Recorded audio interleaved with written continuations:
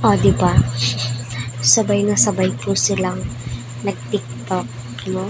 Sa mga EDSI lovers dyan. Ewan ko na lamang po kung hindi kayo kikiligin, sa konting kilos, kahit pagsasaya, yung comparison po nilang dalawa.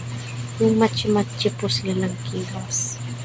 May diba, napakalakas na po ng impact para sa atin. Ayan, patuloy po natin silang suportahan. Huwag po natin skip ang ads ni Kalingap Rap, Kalingap Eds, at abang-abang po tayo sa pag-scout ni VNC.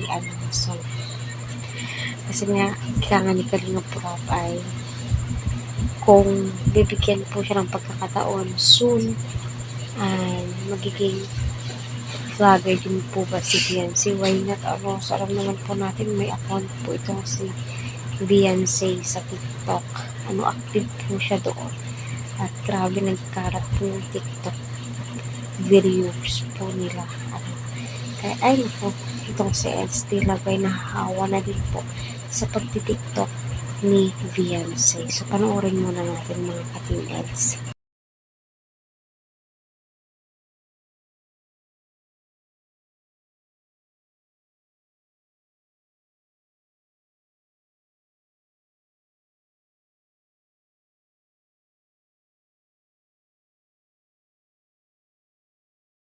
So, ayun po mga ka-Team EDSI, natunghayan po natin yung TikTok compilation ng EDSI. Pasensya na po kung wala pong video kasi masisipr po tayo.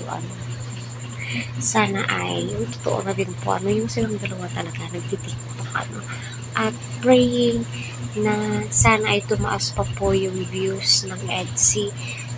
Imarathon po natin, i-share po natin sa mga social media page, account, pakiusap lang din po, sa kagaya kong reactor.